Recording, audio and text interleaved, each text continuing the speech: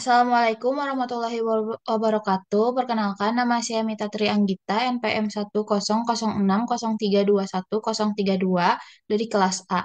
Di sini saya akan mempresentasikan hasil tugas saya mengenai preformulasi dan formulasi sediaan fitofarmaka. Untuk kasusnya, yaitu ada sebagai seorang apoteker di bidang riset dan pengembangan, Anda diminta untuk mendesain formulasi sediaan kapsul untuk obat anti kolesterol yang memiliki efek sinergi dan komplementer. Seperti diketahui, penderita hiperkolesterol selain mengalami peningkatan jumlah kolesterol dalam darah juga disertai dengan gejala sulit tidur, pusing, dan pundak pegal. Selanjutnya ada preformulasi sediaan kapsul antikolesterol. Yang pertama ada bahan aktif utama, yang kedua ada bahan aktif komplementer, dan yang ketiga ada bahan tambahan. Di sini ada formulasi kapsul kombinasi ekstra seledri dan daun salam sebagai antikolesterol. Untuk zat aktifnya yaitu ada ekstrak seledri dan ekstrak daun salam. Untuk komplemennya ada ekstrak teh kamomil. Untuk absorbennya ada Vivapur dan aerosil. Untuk lidahnya ada talc. Lubrikannya ada MG stearat. Dan untuk pengisinya yaitu ada amilum jagung. Selanjutnya ada preformulasi bahan komplementer dan bahan aktif pembantu.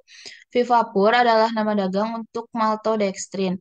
Dalam sediaan Vivapur, di kapsul Vivapur digunakan sebagai pengisi dalam menambah volume kapsul agar memenuhi dosis yang diinginkan.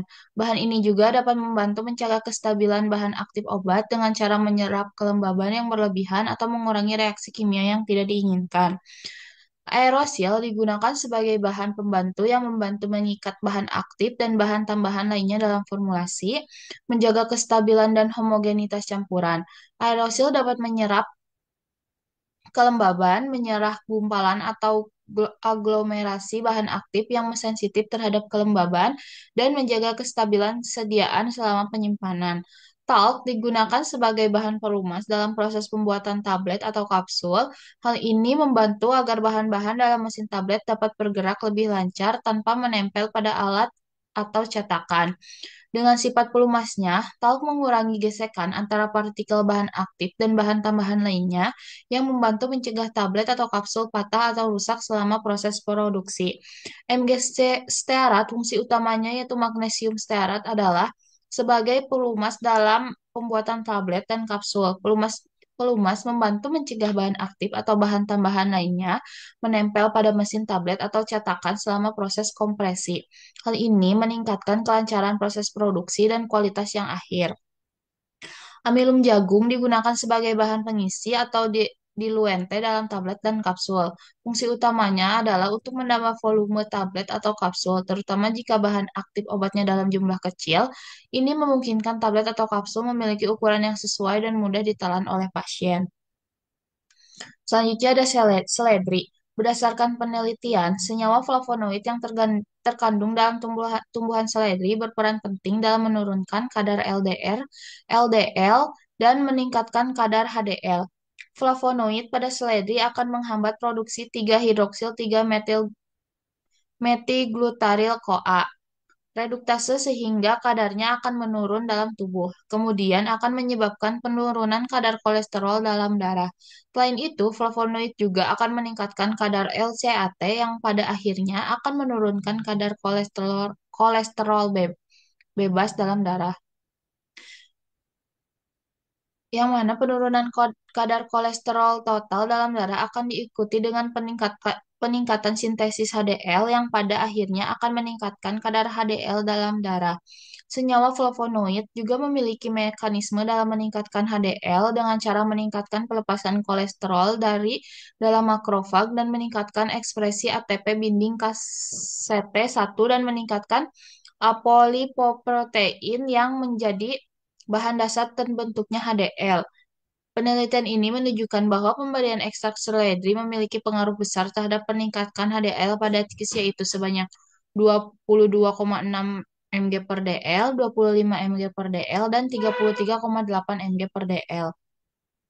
Selanjutnya daun salam. Daun salam mengandung tanin galat, galokatekin, katekin, flavonoid, dan minyak atsiri, serta vitamin A, vitamin C yang dinyatakan dapat memperbaiki profil lipid.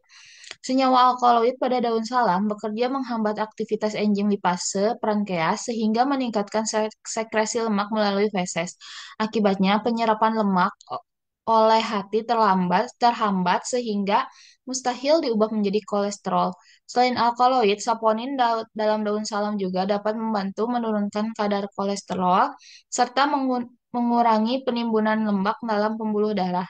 Bukti tersebut didukung dengan penelitian bahwa ekstrak etanol dalam daun salam menyatakan bahwa pada dosis 50 miligram per kilogram berat badan, 100 miligram per kilogram berat badan, dan 200 miligram per kilogram berat badan mampu menurunkan kadar kolesterol total serum tikus Wistar jantan.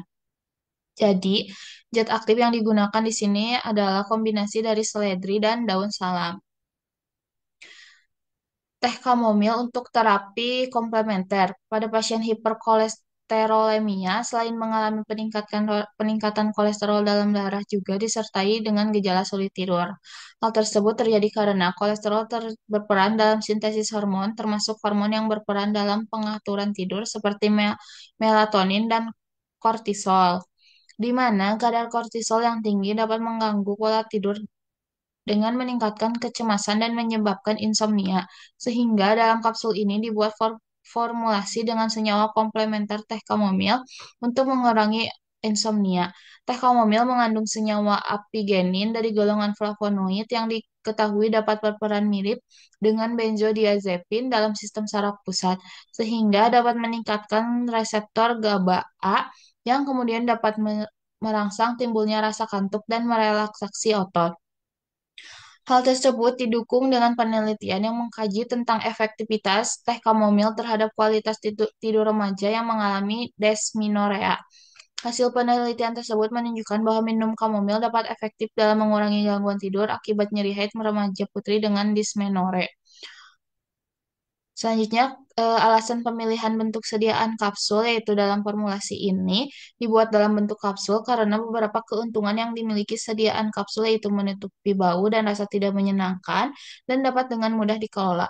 Kapsul menjadi licin jika terkena basah dan karenanya mudah untuk menelan dengan air dibandingkan dengan tablet. Yang terakhir ada formulasi kapsul anti kolesterol. Bahan aktif utamanya yaitu ada ekstrak seledri dan ekstrak daun salam.